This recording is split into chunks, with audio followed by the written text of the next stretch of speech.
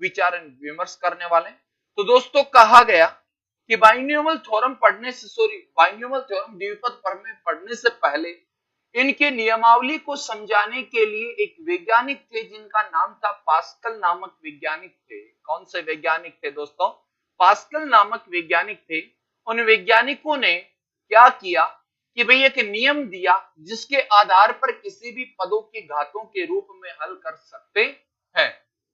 जो काम द्विपद प्रमेय करता है वही काम पहले किसने प्रारंभ किया? पास्कल स्केल ने प्रारंभ किया। और उन्होंने कहा कि सर कि कोई भी दो पदों की पावर के रूप में जो विस्तार होता है उस विस्तार को पास्कल नामक वैज्ञानिक ने जो पास्कल स्केल बनाया था उसके अनुसार उसका विस्तार कर सकते हैं, प्रसार कर सकते हैं। तो ठीक है, उनके नियमों पर चर्चा करने लगे। तो भाई जब लिमिटेड जो पावर थी, कुछ न्यूनतम पावरों के आधार पर उस क्वेश्चन को हल करने लगे तो क्वेश्चन इजी वे से हो रहे थे। लेकिन जैसे पावर बढ़ती गई, पावर ऋणात्मक आती गई, पावर बट्टे में आने लगी, तो ऐसी सिचुएशन पर क्या हुआ? भी पास्कल स्केल क्या हो गया? फेल हो गया। और उसके फेल होने के बाद में इस द्विपद प्रमेय बाइनोमियल थ्योरम की उत्पत्ति हुई और इसके आधार पर अपन ने पढ़ना स्टार्ट। तो बाइनोमियल थ्योरम से पहले मैं जानना चाहूंगा भाई पास्कल स्केल क्या था। पास्कल स्केल क्या कहता है? इन्होंने कहा कि जो ये स्केल है, ये स्केल केवल गुणांकों को प्रदर्शित करता है। दोस्तों किसको प्रदर्शित करता है? गुणांकों को प्रदर्शित करता है। और कैसे करता है? एक त्रिभुज के नियम के आधार पर इन्होंने चर्चा की। इन्होंने कहा कि भाई सबसे पहले एक लिखना और कोनों में हमेशा दोस्तों एक लिखते जाना और मध्य में इन संख्याओं को क्या करते जाना दोस्तों? जोड़ते जाना। क्या करते जाना? जोड़ते जाना। इधर एक लिखा, इधर कोने बीच में आ गया तो जोड़ दिया, इधर बीच में आ गया तो दोस्तों जोड़ दिया, और इधर कितना हो गया भाई? एक हो गया। इस प्रकार चलते गए। ये एक हो गया, इनको जोड़ते गए भी 4 हो गया, इनको जोड़ता गया तो भाई 6 हो गया, इनको जोड़ता गया तो भाई 4 हो गया, और इनको जोड़ता गया तो 1 हो गया। ठीक है, इस प्रकार से ये त्रिभुज हर स्थिति के अंदर एक त्रिभुज बन रहा है। यदि यहां बात करूं तो त्रिभुज, यहां बात करूं तो त्रिभुज, यहां बात करूं तो ये त्रिभुज नियम या त्रिभुज स्केल के नाम से भी जाना जाता है। इस स्केल को या इस त्रिभुज को, नियम को क्या कहा था? पास्कल स्केल के नाम से जाना जाता है। अरे दोस्तों किसके नाम से जाना जाता है? पास्कल स्केल के नाम से जाना जाता है। और सबसे पहले इन्होंने कहा था कि भाई जो पास्कल स्केल है वो इन गुणांकों के आधार पर भी प्रसार को समझा सकता था। कैसे समझा सकता था और कैसे इसका विचार और विमर्श करते हैं?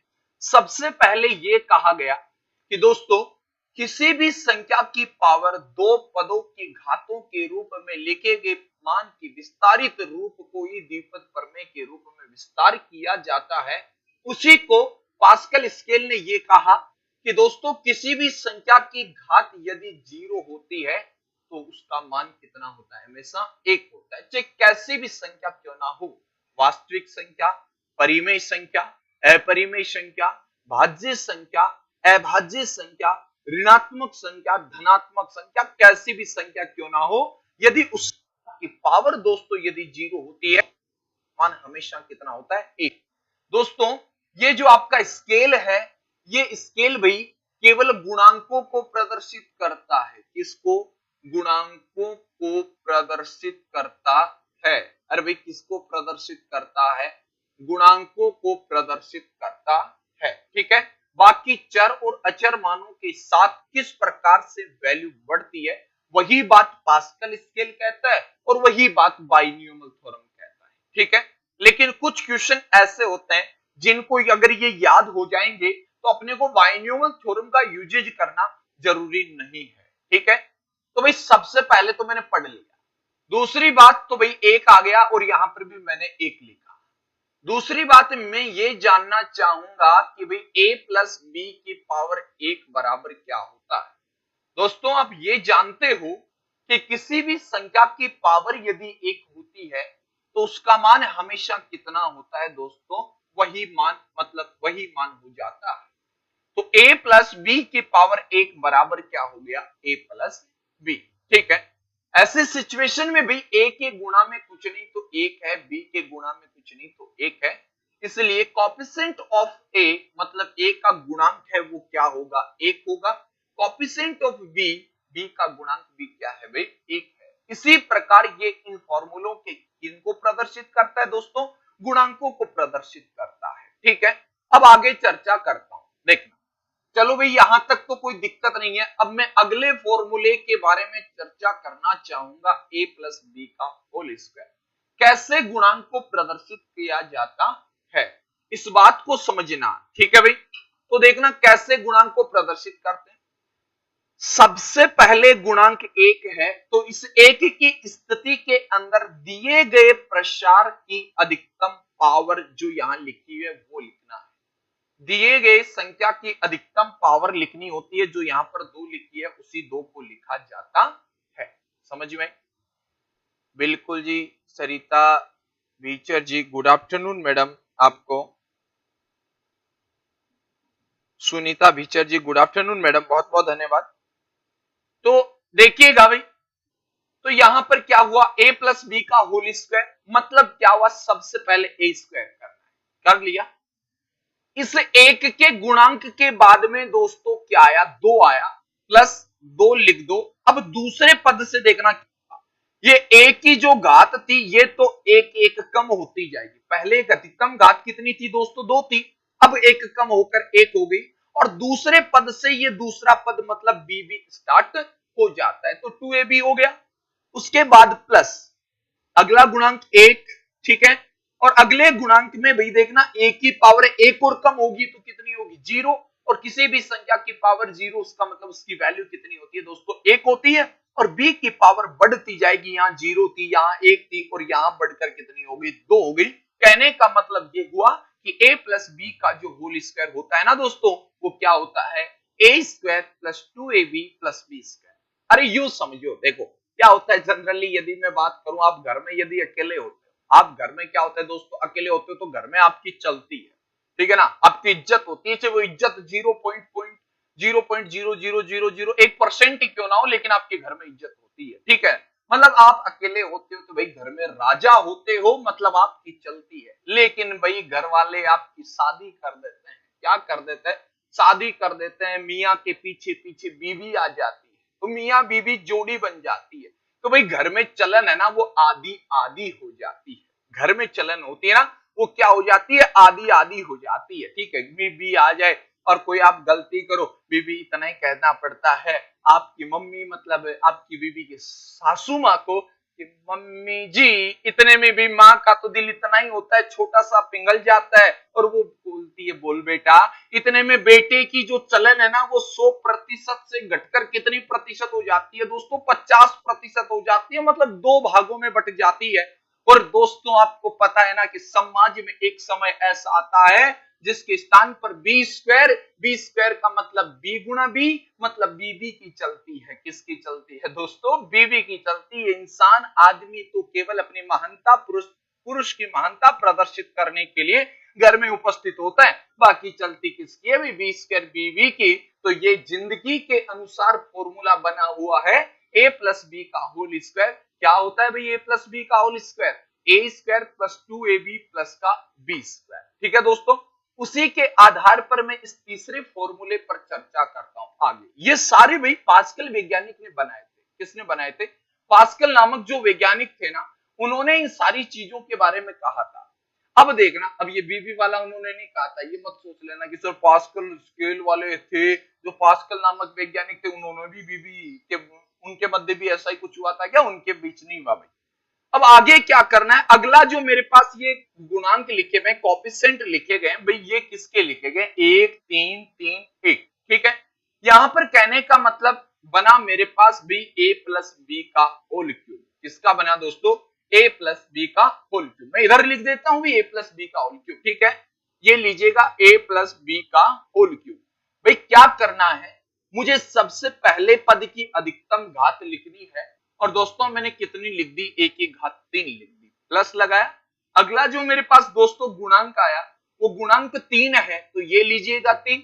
मैंने क्या कहा कि a की घात अब कम कर दो, 3 से बढ़कर घटकर 2 हो गई, और दूसरे पद से कौन स्टार्ट हो जाता है दोस्तों? b स्टार्ट हो जाता है। ठीक है, अगले पद के बारे में चर्चा की तो दोस्तों फिर 3 आ गया, a की घात एक और कम करो, b की घात बढ़ाते जाओ, बढ़ा दी, लास्ट में 1 आया, 1 आने पर a की घात तो और कम हो गई, एक कम और होने के कारण 0 हो गई, और किसी भी संख्या की पावर 0 होती है तो दोस्तों उसकी वैल्यू 1 होती है, और b की पावर 1 बढ़ाने पर b क्यूब बन जाएगा।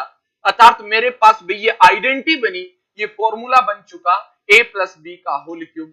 और क्या होता है दोस्तों whole cube? Cube plus 3a² b plus 3ab² plus b cube.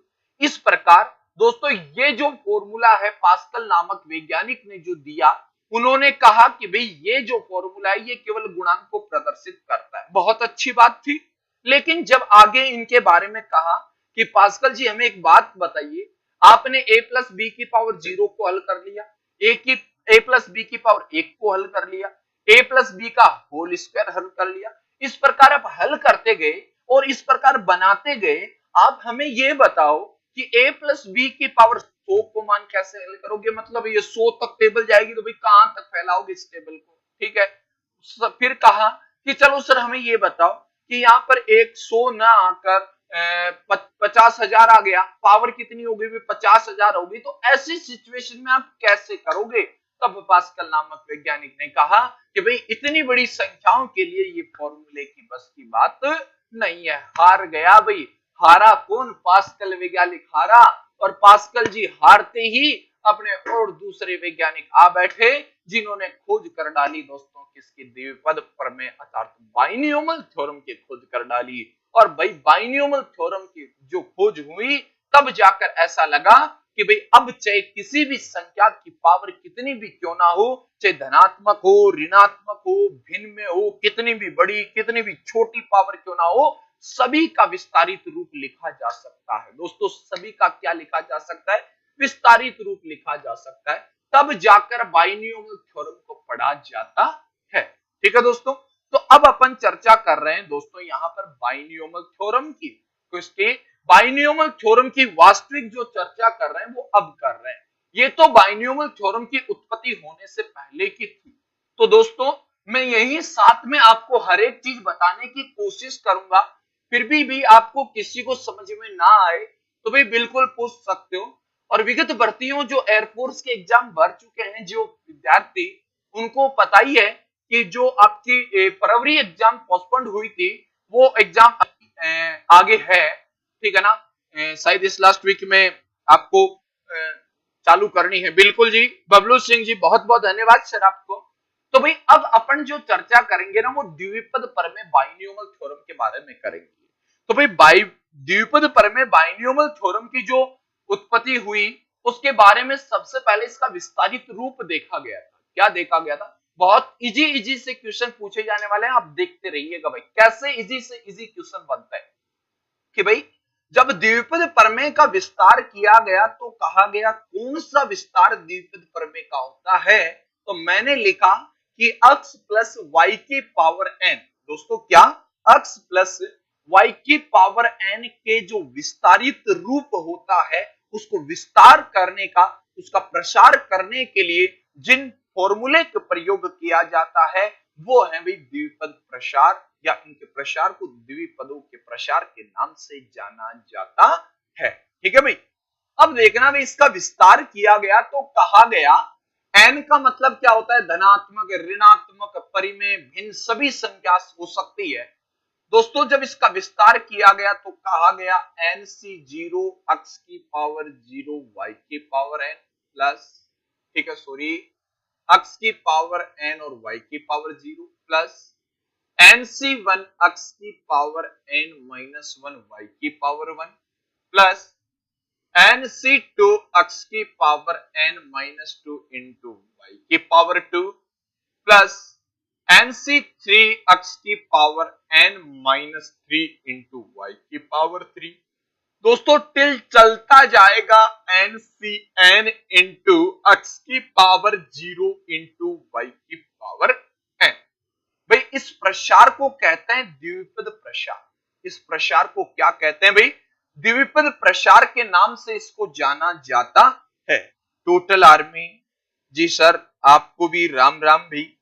तो देखना इस प्रसार को जब आगे चल रहे हैं, इसको आगे लेके चल रहे हैं, तो दोस्तों मैं आपको बता दूं भाई, आपका कोई भी साथी हो, आपका कोई भी भाई बंधु हो, जो भी हो, जो एयरफोर्स नेवी एनडीए की तैयारी कर रहा है ना दोस्तों, उन सभी के लिए ये कक्षाएं एक मतलब अपने आज से स्टार्ट की है, वो आपके उद्देश्यों को लेकर। तो दोस्तों जो लोग तैयारी कर रहे हैं उनको लिए बेटर अपॉर्चुनिटी है, उनके लिए बहुत अच्छे स्तर पर अपन काम करने वाले हैं। आपको मैं नोट्स भी प्रोवाइड करवा दूंगा भाई। सुभाष चारण का लाडला राम राम जी, बहुत बहुत धन्यवाद सर आपको भी। तो भाई अब जो स्टार्ट कर रहे हैं इसको आगे लेके चलते हैं इस प्रसार को। तो यहाँ पर क्या है कि भाई यहाँ पर एक चीज आपके सामने आई होगी, एक NC0, NC1, NC2, ये चीज आपके सामने आई होगी, ठीक है ना। इसकी वैल्यू क्या होती है भाई, ये चीज अपन 11th क्लास का एक टॉपिक पढ़ते हैं भाई, परम्यूटेशन एंड कम्युनिकेशन, संचय एंड क्रमचय, इनके आधार पर इसकी चर्चा की जाती है। लेकिन अपन देख लेते हैं भाई ये वास्तविक रूप से है क्या, इनमें अपने को किन किन बातों को ध्यान रखना होगा, ठीक है। तो यहां पर देखना एक फॉर्मूले के आधार पर बात की जाती है NCR, मतलब N और R की वैल्यू कुछ भी हो सकती है, दोनों बराबर भी हो सकती है, लेकिन इस बात का विशेष याद रखना R की वैल्यू N से बड़ी नहीं हो सकती दोस्तों, R की वैल्यू N से बड़ी नहीं हो सकती। बिल्कुल जी, SK स्टूडियो ऑफिस से नमस्कार जी सर, बहुत बहुत धन्यवाद सर। अब आगे देखिएगा, यहां अपन चर्चा करते हैं NCR। भी NCR का जो फॉर्मूला होता है ना, वो होता है factorial N upon factorial N minus R into factorial R। दोस्तों ये किसका फॉर्मूला होता है, NCR का फॉर्मूला होता है, जो क्या होता है factorial N divided by factorial N minus R into factorial R। अब कहोगे कि सर फैक्टोरियल, फैक्टोरियल की वैल्यू, फैक्टोरियल 5 बराबर होता है 5 गुणा 4 गुणा 3 गुणा 2 गुणा 1। फैक्टोरियल के अंदर लिखी हुई संख्या, उनके घटते क्रम में गुणनफल का जो मान होता है ना, वही मान दोस्तों उसके फैक्टोरियल का होता है। तो भाई मुझे एक बात बताना यहां से, भाई इस फैक्टोरियल 5 है, क्या मैं फैक्टोरियल 5 को लिख सकता हूं क्या भाई 5 गुणा फैक्टोरियल 4, हाँ या ना। जो लोग लाइव बैठे हैं प्लीज आप सभी से मैं ये जानना चाहता हूं कि फैक्टोरियल 5 को मैं लिख सकता हूं क्या 5 गुणा, अच्छा सुभाष जी सर आप कह रहे हैं कि sir sine cos, sir sine cos कब पढ़ाओगे, बिल्कुल जी साइन कोस भी पढ़ाऊंगा। ये टॉपिक कंप्लीट हो जाते हैं, जब मैंने द्विपद प्रमेय पहले स्टार्ट कर दिया भाई, ऐसी कोई बात नहीं है। द्विपद प्रमेय स्टार्ट हो गया तो द्विपद प्रमेय बाइनोमियल जो कॉम्प्लेक्स नंबर है, ये दोनों टॉपिक सर एक साथ कंबाइंड है, ठीक है ना। ये कंबाइंड होने के बाद में मैं ट्रिगोनोमेट्री स्टार्ट कर पाऊंगा। और बेसिकली भाई आपको पढ़ना हो तो बिल्कुल कोई दिक्कत नहीं है, आप मुझे पर्सनली मिलिएगा, साइन कोर्स भी पढ़ाऊंगा, कोई दिक्कत नहीं है। आगे कह रहे हैं कि विक्रम जी, ठीक है विक्रम जी, मैं समझ नहीं पाया भाई विक्रम जी, ये जो क्लास चल रही है 12 से 1 के बीच में, भाई ये एनडीए एयरफोर्स नेवी वालों के लिए क्लास चल रही है, ठीक है। किसके लिए क्लास चल रही है, एनडीए एयरफोर्स नेवी वालों के लिए क्लास चल रही है। बाकी अपनी जो यथावत क्लास है वो 1 बजे से है, औसत का टॉपिक स्टार्ट होने वाला है आज, ठीक है, वो 1 बजे से अपनी क्लास है। 12 से 1 मैंने आज से नई क्लास स्टार्ट की है एयरफोर्स नेवी एनडीए वालों के लिए, जो जिनके 11th और 12th की मैथमेटिक्स आती है, ठीक है दोस्तों। चलो, और बाकी अपनी क्लास है वो यथावत समय पर है, 1 बजे से अपनी औसत की क्लास होने वाली है, ठीक है दोस्तों। चलो, तो भाई यहां पर फैक्टोरियल 5 को मैं लिख सकता हूं क्या 5 गुणा फैक्टोरियल 4, क्यों, क्योंकि भाई देखना 5 गुणा फैक्टोरियल 4 को लिखते हैं 4 गुणा 3 गुणा 2 गुणा 1, इसका मतलब ये वैल्यू सेम हो गई। कहने का मतलब ये हुआ कि फैक्टोरियल के अंदर लिखी हुई संख्या को फैक्टोरियल के बाहर लिख देते हैं तो अंदर उससे छोटी संख्या फैक्टोरियल के अंदर आ जाती है, ठीक है दोस्तों। जैसे भाई मैं बात करूं फैक्टोरियल 7, तो फैक्टोरियल को 7 को लिख सकता हूं 7 गुणा फैक्टोरियल 6, फैक्टोरियल 7 को ये भी लिख सकता हूं 7 गुणा 6 गुणा फैक्टोरियल 5, फैक्टोरियल 7 को ये भी लिख सकता हूं सर 7 गुणा 6 गुणा 5 गुणा फैक्टोरियल 4, इस प्रकार से लिख सकता हूं। लेकिन ध्यान रखने वाली क्या क्या बात है वो चीज देखिएगा दोस्तों। एक तो इसके अंदर ध्यान रखने वाली बात यह है कि फैक्टोरियल 1 का मान भी 1 होता है और फैक्टोरियल 0 का मान भी 1 होता है, और फैक्टोरियल के अंदर लिखे गए नेगेटिव नंबर की कोई भी वैल्यू डिफाइन नहीं की जा सकती। ये 3 बात याद रखनी है कि फैक्टोरियल के अंदर दोस्तों ऋणात्मक मान नहीं होना चाहिए। फैक्टोरियल के अंदर क्या नहीं होना चाहिए दोस्तों, ऋणात्मक मान नहीं होना चाहिए। फैक्टोरियल के अंदर यदि जीरो है तो फैक्टोरियल जीरो की वैल्यू दोस्तों कितनी होती है, एक होती है। फैक्टोरियल एक की वैल्यू कितनी है दोस्तों, एक होती है। ठीक है, अब आगे चर्चा करते हैं। तो ये जो फॉर्मूला होता है वो एनसीआर का होता है, जहां पर factorial n upon factorial n minus r into factorial r होता है। जैसे भाई मैं सारे फॉर्मूलों की उत्पत्ति करके बता रहा हूं आपको, मैं x प्लस वाई की पावर होल स्क्वायर मतलब n की वैल्यू कितनी लेके चल रहा हूं दोस्तों, 2 लेके चल रहा हूं। तो ऐसी सिचुएशन में मैं क्या करूंगा दोस्तों, 2c0 x की पावर 2 इंटू वाई की पावर 0। एक बात हमेशा याद रखना, इस बाइनोमियल थ्योरम के अंदर प्रत्येक पद के गुणांक अलग अलग हो सकते हैं, प्रत्येक पद के दोस्तों गुणांक अलग अलग हो सकते हैं, लेकिन यहां पर जो अचर पद लिखे गए x और y, इनके घातों का योग हमेशा इस पावर के बराबर होना चाहिए। अगर बराबर नहीं है इसका मतलब आप कहीं ना कहीं गलत कर रहे हैं। ठीक है दोस्तों, जैसे n में 0 जोड़ा तो भाई n आया, n माइनस में 1 जोड़ा तो n आ गया, n माइनस 2 में 2 जोड़ा n आ गया। इस प्रकार फाइनली आप यदि सभी पद के अंदर x और y की घातों का योग करके देखोगे ना, तो वहां पर जो घातों का योग फैलाएगा वो इस पूर्ण घात के क्या होगा दोस्तों, बराबर होगा। ठीक है भाई, चलो तो ये हुआ x प्लस वाई की होल स्क्वायर बराबर क्या हुआ, अप्लाई करता हूं 2c0 x की पावर 2 इंटू वाई की पावर 0। ठीक है भाई, प्लस आगे देखना 2c1 इंटू x की पावर 2 माइनस 1 1 हो गया और y की पावर भी 1 हो गया, प्लस 2c2 x की पावर 2 माइनस 2 0 हो गया और y की पावर 2 हो गया। अब आगे नहीं कर सकता, क्या नहीं कर सकता, आगे क्यों नहीं कर सकता, क्योंकि भाई r की जो वैल्यू है ना वो n से बड़ी नहीं हो सकती, नीचे का मान ऊपर वाले से बड़ा नहीं हो सकता, बराबर हो सकता है, छोटा हो सकता है। ठीक है दोस्तों, भाई हल करता हूं 2c0 को हल करूंगा इस फॉर्मूले के अकॉर्डिंग, तो देखना फैक्टोरियल n की जगह 2 डिवाइडेड बाय फैक्टोरियल 2 में से 0 को माइनस किया, भाई कितना हो गया 2 हो गया, इनटू में फैक्टोरियल 0। अरे भाई फैक्टोरियल 0 की वैल्यू कितनी होती है, 1 होती है, फैक्टोरियल 2 से फैक्टोरियल 2 कैंसिल हो गया। फाइनली भाई मेरे पास वैल्यू कितनी है, 1 आ चुकी है, 1 इंटू एक्स स्क्वायर और किसी भी नंबर की पावर 0 मतलब वैल्यू कितनी हो गई, 1 हो गई, प्लस 2c1 की वैल्यू 2xy प्लस 2c2 की वैल्यू 1 और y की पावर 2। क्या वही फॉर्मूला बना क्या जो a प्लस बी के होल स्क्वायर के आधार पर पड़ा। अतः मेरा कहने का मतलब यह है कि इस बाइनोमियल थ्योरम के आधार पर आपके पास किसी भी कितनी भी बड़ी पावर कितनी भी छोटी पावर क्यों ना हो, इस फॉर्मूले के आधार पर अपन सारे मान कर सकते हैं। लेकिन दोस्तों अपन अब क्वेश्चन की चर्चा करते हैं कि एग्जाम के अंदर यहां से सबसे इंपॉर्टेंट क्वेश्चन क्या पूछा जाता है, चाहे वो भी नेवी की हो, चाहे WSSR की हो, एयरफोर्स की हो या एनडीए की हो, भाई किसी भी भर्ती क्यों ना हो जिसके अंदर 11th और 12th की मैथमेटिक्स आती है, नेवी एयरफोर्स के लिए ये पोर्शन जो बता रहा हूं उनको ध्यान में रखना। यहां पर सबसे पहले ये पूछा जाता है दोस्तों पदों की संख्या क्या होगी, इसकी संख्या, पदों की संख्या क्या होगी। कहने का मतलब दोस्तों आपसे प्रश्न ये पूछा जाएगा कि x प्लस वाई की पावर n के प्रसार में पदों की संख्या क्या होगी। दोस्तों क्या प्रश्न पूछ लिया, x प्लस वाई की पावर n के प्रसार में पदों की संख्या क्या होगी। याद रखना यदि ब्रैकेट के अंदर लिखी हुई संख्या केवल 2 ही हो, ब्रैकेट के अंदर लिखी हुई संख्या दोस्तों केवल कितनी हो, 2 हो, तो ऐसी सिचुएशन में पदों की जो संख्या होती है उसकी घात में 1 जोड़ देना, अर्थात पदों की संख्या दोस्तों n+1 होगी। कितनी होगी, n+1 होगी। या फिर इसका दूसरा रूप होता है, वो क्या होता है देखना कि भाई जो पावर है वो पावर लिख दो, जो पावर है वो पावर लिख दो, प्लस उसके बाद ये देखो कि उसके ब्रैकेट के अंदर लिखे हुए पदों की संख्या कितनी है।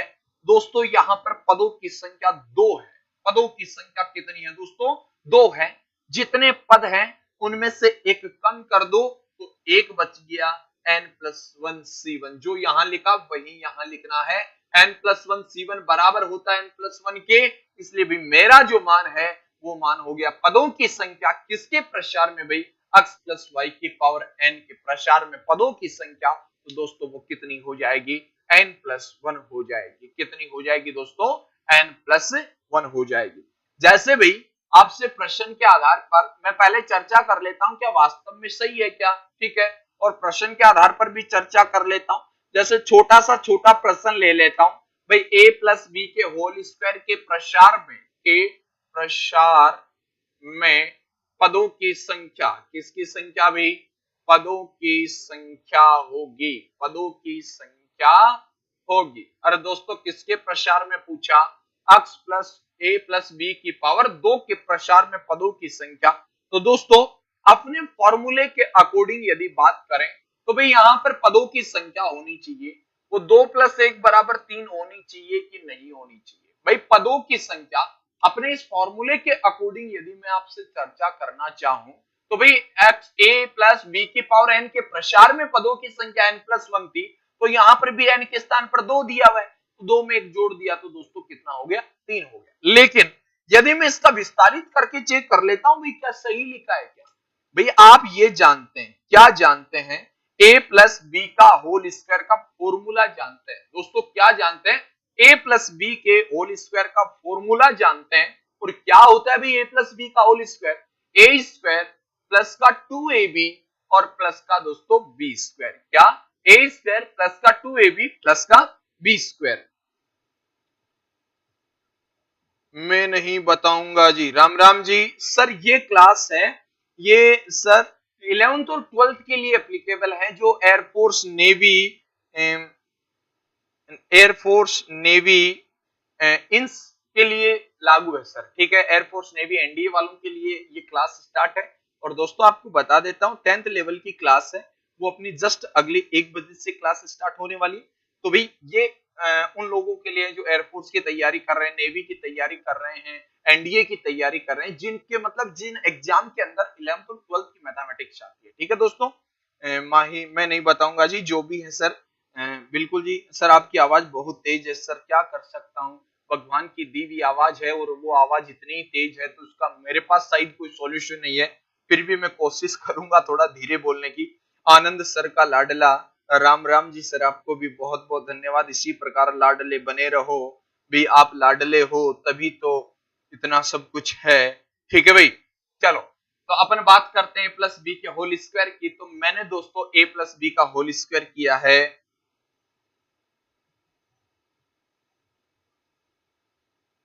मैं नहीं बताऊंगा, कह रहे हैं कि सर मैंने नीट क्रैक किया है, बहुत बहुत धन्यवाद सर, बधाइयां हो आपको यदि आपने नीट को क्रैक किया है। सर बहुत इससे बड़ी और खुशी की बात क्या होगी आपके परिजन के लिए और आपके लिए कि आपने नीट का पेपर पास किया है, बहुत बहुत धन्यवाद, बहुत बहुत हमारा सभी लोगों का आशीर्वाद, आप इसी प्रकार अपनी उन्नति करते रहें, मेहनत करते रहें, अपनी चरम सीमा पर बढ़ते रहो, आगे बढ़ते रहो जी, ठीक है। आनंद सर का लाडला कह रहे हैं कि सर बफरिंग आ रही है जी, थोड़ा धीरे बोलने की कोशिश करूंगा, ठीक है, ऐसी कोई बात नहीं है कि, फिर भी कोशिश मेरी जारी है कि मैं थोड़ा धीरे बोलूं। तो दोस्तों a प्लस बी के होल स्क्वायर की बात कर रहा था मैं दोस्तों, किसकी बात कर रहा था, a प्लस बी के होल स्क्वायर की। अच्छा कि सर लड्डू खाने हैं, तो अभी लड्डू खाने हैं तो सर आनंद जी से ही मिलिएगा, ठीक है। चलो यहाँ देखना है a प्लस बी के होल स्क्वायर के बारे में चर्चा करते हैं। तो दोस्तों a square plus 2ab plus b square है, तो इसके अंदर पदों की संख्या देखिएगा, एक पद और एक दो पद और एक तीन पद, अर्थात पदों की संख्या दोस्तों 3 हो गई। अरे भाई पदों की संख्या कितनी हो गई, 3 हो गई, तो इसीलिए इसके प्रसार में ऐसे पदों की संख्या पूछी जाती है, ठीक है। अब जैसे भी मैं आपसे प्रश्न के आधार पर ये कहना चाहूं क्या, कि यहाँ प्रश्न थोड़ा सा चेंज करके दे रहा हूं मैं, जैसे इसे बोल देता हूं कि भाई 3x प्लस 5y की पावर 19 के प्रसार में पदों की संख्या क्या होगी। जैसे भाई मैंने यहां क्या लिखा है, मैंने क्या लिखा है कि 3x प्लस 5y की पावर 19 के प्रसार में पदों की संख्या क्या होगी। तो दोस्तों जब ये अंदर दो ही पद है, ऐसी स्थिति में पदों की कुल संख्या होगी वो n प्लस 1 होती है, जो दोस्तों 19 प्लस 1 बराबर कितनी हो जाएगी भाई, 20 हो जाएगी, अर्थात पदों की संख्या जो होगी वो दोस्तों कितनी होगी, 20 होगी, ठीक है। अब भाई कोई कैसा भी प्रश्न आ जाए आपके पास, क्या आ जाए, x माइनस 21 y की पावर 25 के प्रसार में पदों की संख्या में पदों की संख्या होगी, में प्रसार में पदों की संख्या होगी। तो भाई पदों की संख्या ज्ञात करनी है आपको, क्या ज्ञात करनी है भाई, पदों की संख्या आपको ज्ञात करनी है। तो ऐसे सिचुएशन में भाई पदों की जो संख्या होगी वो n+1 होगी। n+1 होने का मतलब क्या होगा, 25 + 1 बराबर कितना हो जाएगा, 26 हो जाएगा। ठीक है, अब मैं आगे बात करता हूं भाई इन पदों की संख्याओं से संबंधित जो जो जहां जहां जिन जिन सिचुएशन पर क्वेश्चन बनता है ना, वो सारी सिचुएशन में आपके सामने रख रहा हूं। पहले मैं इसको मिटा देता हूं, ठीक है। सारी बातें मैं आपको एक विशेष तरीके से बताऊंगा भाई, कोई भी बात आपको समझ में ना आए तो दोस्तों बिल्कुल पूछ लेना भी, ठीक है। अब जैसे भी देखना, आपके लिए क्वेश्चन है, मैं जैसे पॉइंट दर पॉइंट सारी बातें मैं यहाँ पर लिख रहा हूं दोस्तों, क्या क्या चीज लिख रहा हूं देखना। सबसे पहले तो मैं ये लिख रहा हूं कि x प्लस वाई की पावर n के प्रसार में, मैं पदों की संख्या के बारे में बात करूंगा कि प्रसार में पदों की संख्या, के प्रसार में पदों की संख्या होगी, में पदों की संख्या n+1 व n+1 C1 होती है। दोस्तों क्या होती है, x प्लस वाई की पावर n के प्रसार में पदों की जो संख्या होती है ना, वो दोस्तों कितनी होती है, n+1 व अर्थात जिसको बोला जाता है वो है n+1 C1 होती है। ठीक है दोस्तों, इसके आगे यदि मैं बात करता हूं तो जैसे देखिएगा x plus y plus z की पावर n के प्रसार में, के प्रसार में पदों की संख्या, दोस्तों किसकी, पदों की संख्या। और दोस्तों जो पदों की संख्या होती है ना, वो होती है n+1 into n+2 divided by 2। कहने का मतलब ये होता है भाई n+2 C2, किसके होता है भाई, n x plus y plus z की पावर n के प्रसार में जो पदों की कुल संख्या होगी वो दोस्तों क्या होगी, n+1 into n+2 divided by 2, और कहने का मतलब n+2 C2 होगी। ठीक है भाई, इसके अलावा तीसरी सिचुएशन के बारे में मैं आपसे बात करना चाहूं तो भाई x plus y plus z plus डब्ल्यू की पावर n के प्रसार में, के प्रसार में पदों की संख्या, दोस्तों किसकी संख्या, पदों की संख्या है, वो पदों की संख्या क्या होगी, n+1 into n+2 into n+3 divided by 6। कहने का मतलब n+3C3। दोस्तों क्या चीज, n+3C3। अर्थात ये सिचुएशन होती है, अर्थात इससे आगे अपन कितने भी पद क्यों ना दिए गए हों ब्रैकेट के अंदर, उन सभी पदों पर आधारित अपन ये चर्चाएं कर सकते हैं। बात याद रह जाएगी। आपको क्या बात याद रखनी है दोस्तों, कि इस प्रकार बाइनोमियल थ्योरम के अंदर जिन जिन चीजों के बारे में पूछा जाता है, जिन जिन चीजों के बारे में पूछा जाता है, उनमें से सबसे पहला जो क्वेश्चन बनता है ना दोस्तों, वो बनता है पदों की संख्याओं पर आधारित। किस पर आधारित बनता है भाई, पदों की संख्याओं पर आधारित बनता है। तो भाई x प्लस वाई के अंदर प्रसार में पदों की संख्या क्या होगी, n+1 वह n+1 C1 होगी, और x plus y plus z के पावर n के प्रसार में पदों की संख्या क्या होगी भाई, n+1 इंटू n+2/2 अर्थात n+2C2 होगी। x plus y plus z के प्रसार में पदों की संख्या n+1 n+2 n+3 divided by 6। कहने का मतलब n+3C3 होगी। ठीक है दोस्तों, अब जैसे मैं आगे प्रश्नों के बारे में चर्चा कर लेता हूं भैया। प्रश्न कैसे कैसे, जैसे भी आपसे पहला प्रश्न ये पूछ लिया कि 2x प्लस का 7y की पावर 32 के प्रसार में, के प्रसार में पदों की संख्या, में पदों की संख्या, तो आपका आंसर क्या होना चाहिए भाई, भाई अंदर दो ही पद है तो ऐसी सिचुएशन में या तो 32 प्लस 1 बराबर 33 हो जाना चाहिए, या फिर क्या होना चाहिए भाई 32 प्लस 1 33C1, भाई क्या 33C1। कहने का मतलब कि भाई 2x प्लस 7y की पावर 32 के प्रसार में कुल पदों की संख्या 32 प्लस 1 बराबर 33 हो गया। या फिर इसका दूसरा रूप देखना भाई n+1 C1 पढ़ाता, n की जगह कितनी वैल्यू रखनी 32, 32 में एक जोड़ा तो दोस्तों कितना हो गया 33 हुआ कि नहीं हुआ, और 33 C1 हो गया। ठीक है, आगे देखना भाई सेकंड पॉइंट पर चर्चा करता हूं, क्वेश्चन पर चर्चा करता हूं। क्वेश्चन आपसे ये पूछ लिया कि 2x minus 5y plus 11y 11z की पावर 12 के प्रसार में पदों की संख्या होगी। किसकी संख्या भाई? पदों की संख्या होगी। अरे दोस्तों देखना, अंदर जो मेरे पास पदों की संख्या लिखी गई है वो पदों की संख्या कितनी है भाई? 3 है। तो 3 पदों की संख्या के आधार पर पदों की संख्या जो पड़ी थी वो क्या थी रे भाई? n+1 into n+2 divided by 2 था। क्या n के स्थान पर 12 रख दूंगा तो 12 एक 13 हो गया, 12 2 14 हो गया, भट्टे में दोस्तों कितना हो गया? 2 हो गया। 14 में 2 का भाग तो पूरा पूरा जाता होगा साथियों, 7 बार गया, मतलब 13 गुना 7 और 13 गुना 7 भाई कितना हो गया? 91 हो गया। 13 गुना 7 कितना हो गया? 91।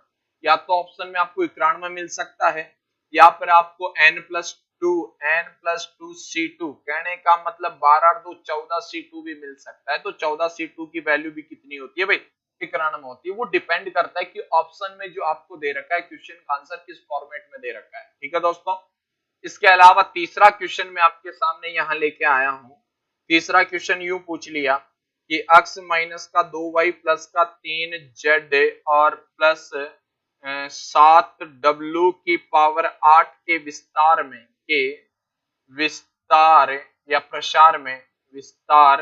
में पदों की संख्या होगी। दोस्तों किसकी संख्या? पदों की संख्या पूछ ली गई है। इस बार देखना रे भाई, यहाँ पर ब्रैकेट के अंदर पदों की संख्या कितनी लिखी गई है भाई? 4 लिखी भी है, नहीं लिखी भी है। और 4 वाले पदों की संख्याओं के आधार पर यदि मैं चर्चा करना चाहूं तो भाई n+1 into n+2 into n+3 divided by कितना रहा? 6। क्या बोलो? 8 में एक जोड़ा 9 और ये हो गया 10 और ये हो गया भाई 11 और बट्टे में कितना हो गया दोस्तों? 6 हुआ कि नहीं हुआ? अरे देखना भाई, 3 का भाग गया 6 में 2 बार, 3 का भाग 9 में गया 3 बार दोस्तों, 2 का भाग 10 में गया 5 बार। कहने का मतलब यहाँ जो मान आएगा वो मान होगा दोस्तों 3 गुना 5 गुना 11। भाई 11 को 5 से गुणा किया 55 आया कि नहीं आया? और 55 को 3 से गुणा किया 15 और 1 16, मतलब 165 आया कि नहीं आया? अर्थात इसके प्रसार में, इसके विस्तार में कुल पदों की संख्या जो होगी ना दोस्तों वो कितनी हो जाएगी भाई? 165 हो जाएगी। कितनी हो जाएगी? 165 हो जाएगी। ठीक है भाई। इसके अलावा यदि मैं इस फॉर्मूले पर आधारित चर्चा करूं, n+3 पर चर्चा करूं तो क्या करूंगा? 8 और 3 कितना हो गया भाई? 11C3 हो गया। तो इसको 11C3 भी लिखा जा सकता है, जिसकी वैल्यू होगी वो वैल्यू कितनी होगी भाई? 165 होगी। कितनी होगी? 165 होगी। उम्मीद करता हूं कि ये बात आपको समझ में आई होगी। चलो मैं एक क्वेश्चन के बारे में और चर्चा करता हूं आज के क्लास के माध्यम से। आज की क्लास का माध्यम बस इतना ही था कि अपन क्लास स्टार्ट कर चुके हैं सुचारू रूप से, जिसमें कुछ बेसिक थीम आज की क्लास में अपने को पढ़ी है। ठीक है, बाकी की चर्चाएं अपन कल की क्लास से रेगुलर करने वाले हैं। तो दोस्तों जो लोग लाइव बैठे हैं उन सभी से मेरा यही अनुरोध है कि आपके भाई, आपके जो भी सहपाठी मित्र जो भी है भाई, जो 11th 12th की तैयारी कर रहे हैं, मतलब जो एयरफोर्स, नेवी, एनडीए ऐसी कोई एग्जाम तैयारी कर रहे हैं, बड़े भाई जो भी है सेकंड ग्रेड की तैयारी कर रहे हैं, किसी भी लेवल की तैयारी क्यों ना कर रहे हो, उन सभी के लिए ये बात है कि भाई उनको 12th लेवल 11th और 12th के सारे मैथ्स के जो टॉपिक है ना वो यहाँ करवाए जाएंगे भी। ठीक है, अब देखना एक क्वेश्चन मैं आपको दे रहा हूं। ठीक है, क्वेश्चन के रूप में मैं आपसे चर्चा करना चाहता हूं। ठीक है, यहां लिख देता हूं भाई x क्यूब, ठीक है, प्लस का 3x प्लस का 3x स्क्वायर प्लस का 1 के प्रसार में पदों की संख्या होगी। के प्रसार में यहां लिख देता हूं 7 लिख देता हूं के पदों की संख्या होगी। दोस्तों किसके पदों की संख्या होगी? हाँ भाई, देखना यहां पर एक क्वेश्चन लिखा, बहुत अच्छा क्वेश्चन लिखा हुआ है और क्वेश्चन के रूप में आपके सामने ये लिखा हुआ है कि भाई x cube plus 3x square plus 1 की पावर 7 के प्रसार में पदों की संख्या। अधिकतर स्टूडेंट क्या करते हैं भाई, यहाँ गलती यही करते हैं कि सर अंदर 4 पद है तो 4 पद वाला नियम लगाते हैं। नहीं दोस्तों, कई बार सिचुएशन क्या होती है, अरे भाई अंदर देखिएगा ब्रैकेट के अंदर x+1 का क्यूब लिखा गया है। इसका क्यूब लिखा गया दोस्तों, x+1 का क्यूब लिखा गया है। ए प्लस बी के क्यूब के आधार पर इसका विस्तार करेंगे तो x cube plus 3x square plus 3x plus 1 ये होता है। क्या यही रूप अंदर लिखा हुआ है? तो दोस्तों इसके स्थान पर मैं लिख सकता हूं क्या x प्लस 1 का होल क्यूब और उसकी पावर कितनी दोस्तों 7। ठीक है, जब ब्रैकेट लगा हुआ होता है तो भाई घातें क्या होती है, गुणा होती है। मतलब x प्लस 1 की पावर 7 गुणा 3 21 हो गया। इसका मतलब इसके प्रसार में जो पदों की संख्या होगी, किसकी संख्या भाई, पदों की जो संख्या होगी वो संख्या कितनी हो जाएगी भाई, 21 प्लस 1 बराबर 22 होगी कि नहीं होगी। इसलिए भाई यहाँ पर जो आंसर आएगा ना वो आंसर कितना आएगा भाई 22 आएगा। ठीक है दोस्तों, एक बार फिर से मैं आप सभी का तहे दिल से हार्दिक स्वागत करता हूं। यहाँ पर अगली क्लास अपनी 1 बजे से फिक्स स्टार्ट होने वाली है, जिसके अंदर औसत का टॉपिक दोस्तों आज की क्लास में अपन स्टार्ट करने वाले हैं। आप सभी का तहे दिल से आभार व्यक्त करता हूं दोस्तों। इसी प्रकार जुड़े रहिएगा, आपसे यही अनुरोध है। अपने भाई बहन सगी बहन जो भी है भाई, जो 11th और 12th के लिए प्रिपरेशन कर रहे हैं, navy air force NDA second grade के लिए भी प्रिपरेशन कर रहे हैं, उन सभी के लिए ये मैंने क्लास स्टार्ट की है। ठीक है, फिक्स 12 बजे आपकी क्लास स्टार्ट हो जाएगी कल से, और उसी के अकॉर्डिंग अपने को ये सारी बातें करनी है। दोस्तों जय हिंद जय भारत, मिलते हैं 10 मिनट बाद 1 बजे की क्लास में।